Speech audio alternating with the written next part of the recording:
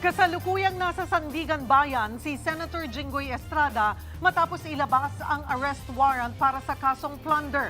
Walang piyansa yan, kaya siguradong sa kulungan siya magpapalipas ng magdamag. At bago sumuko si Senator Jinggoy, naghain ang kanyang kampo ng mosyon para ibasura ang kanyang mga kaso.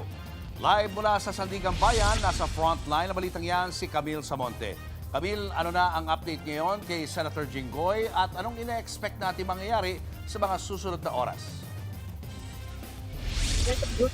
Dumating na nga dito si Senator Jinggoy Estrada para dun sa tinatawag na return of warrant. Yan ay matapos nga niyang sumuko at nagtungo nga siya dito sa krami. Pero Julio Cheryl, bago nga ilabas yung warrant sa kanya, ay naghain pa siya ng urgent motion at kautelam at giniit nilang may pagkukulang sa legal na basihan at proseso sa pagkakasampa ng mga kaso laban sa kanya. Sabi ng kanyang kampo, kulang o questionable raw ang basihan ng parata kaya dapat muna itong suriin.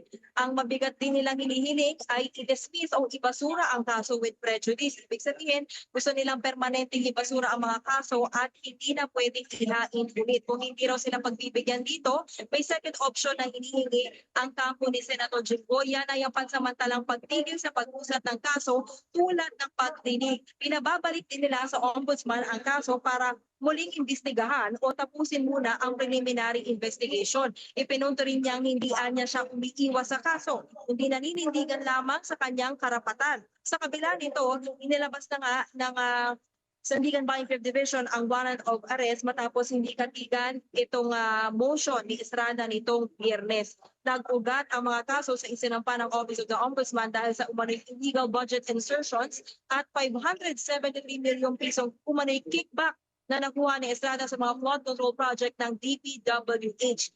Non-bailable ang mga kasong isinampa kay Estrada. Sa ngayon, wala pang desisyon yung korte sa omnibus motion na inihain ng kampo ni Estrada. Pero hinimok na Estrada ang korte na ikonsidera yung mga mosyon na inihain niya at muling paimbestigahan ang isinampang kaso sa kanya at ibalik ang case information sa ombudsman.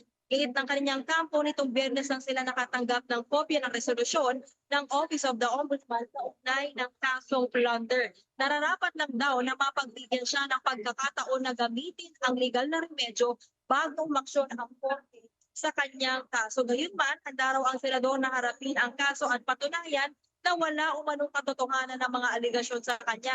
Sa katunayan, 3 pleadings nga itong inihain ng kanyang mga abogado. Ngayon, Julio Cheryl ay naka-standby na ang media dito dahil anytime ay na dito sa court. Itong si Senator Jinggoy Estrada kasama ng senador yung kanyang mga anak at kanyang mga abogado. At hinihintay natin na makumpirma kung after nitong return of warrant ay agad na ba siyang dadalhin sa Quezon City Payatas Jail. Ito, Julio Cheryl, yung designated detention facility para doon sa mga akusado at individual na pinasuhan kaugnay ng flood control scandal. Maidagdag ko na lang din, Julio Cheryl, kasama rin sa mga pinaaresto ng korte sina dating DPWH Secretary Manuel Bonoan at dalawa pang DPWH engineers sa sina Daniel Cesar Fortuna at Manny Bolusan. At kanina nga rin na Julio Cheryl, dumating din dito itong si Fortuna sa Sandigan Bayan at wala pa tayong konfirmasyon sa ngayon agad na nga ba silang dadalhin sa kulungan. Julio Cheryl.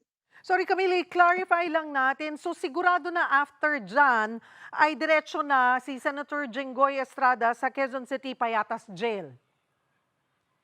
Yes, Cheryl, yan yung naging commitment order ng Sandigan Bayan na 5th Division. No? Kanina natanong natin yung clerk of court at sinabi nila na dyan na nga dadalhin.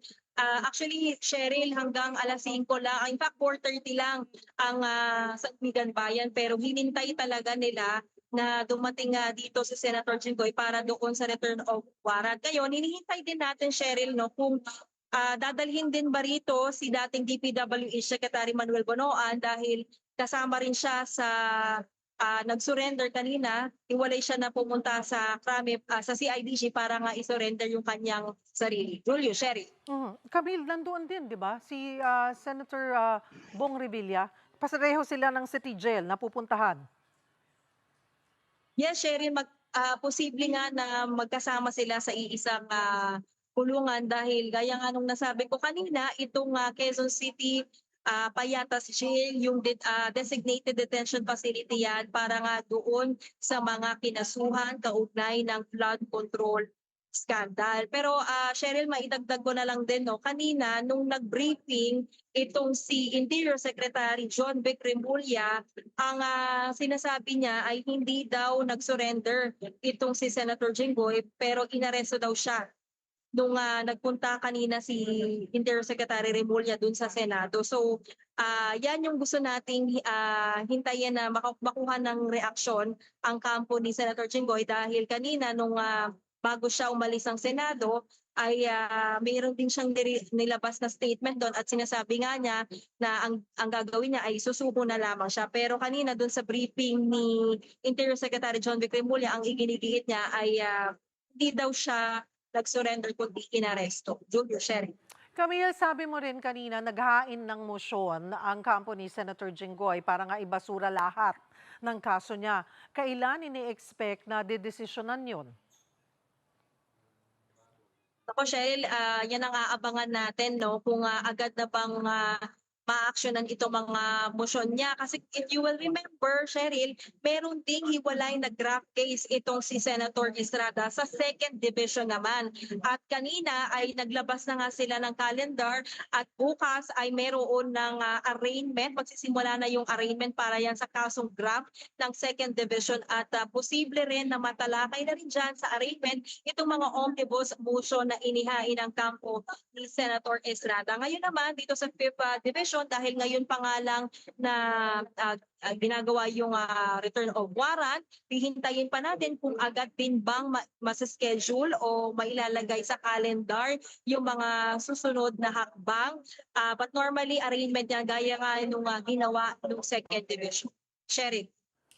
Camille, non-bailable, no? Itong kasong plunder, meron bang planong iapila ang mga abogado ng senador para ito ay malusutan? Kumbaga, they go around the law para mabigyan ng bail itong si Senator Jinggoy. Posible ba yun?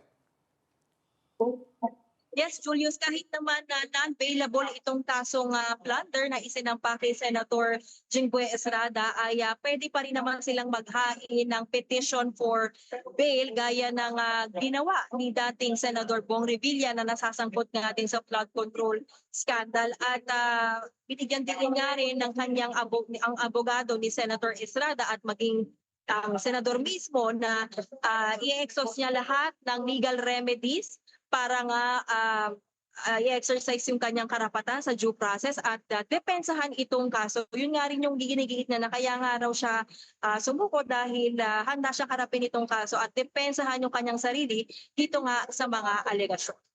Camille, singit lang natin, no? Base sa observation mo dyan, kumusta ang lagay ni Senator Jinggoy? Or may nabanggit ba ang kanyang mga lawyers dahil di ba meron siyang iniindang sakit sa tuhod na gusto niyang paoperahan? Alam mo, Julius, nung Friday, nung nag-cover din tayo sa Sandigan Bayan, ay napansin namin na tila iika-ika nga maglakad yung senador. Pero ngayon, dito sa pagdating naman niya rito, ay mukhang normal naman yung paglakad niya. Although medyo mabagal nga lang, but because he is surrounded by his children, andyan din yung mga taga-CIDG, pero bakas dun sa kanyang mukha yung kanyang kalungkutan nung pagpasok niya dito sa kote. So yun nga, Julius, nakaantabay tayo dito kung makakapagbigay ng maikling mensahe yung kanyang abogado or even mismong si Senator Estrada. Julius. Sige, abangan namin ang mga update dyan. Maraming salamat, Camille Samonte. Mga kapatid, Julius Babaw po. Para sa komprehensibo at makabuluhang balitaan at talakayan, mag-follow at mag-subscribe na sa social media pages ng News 5.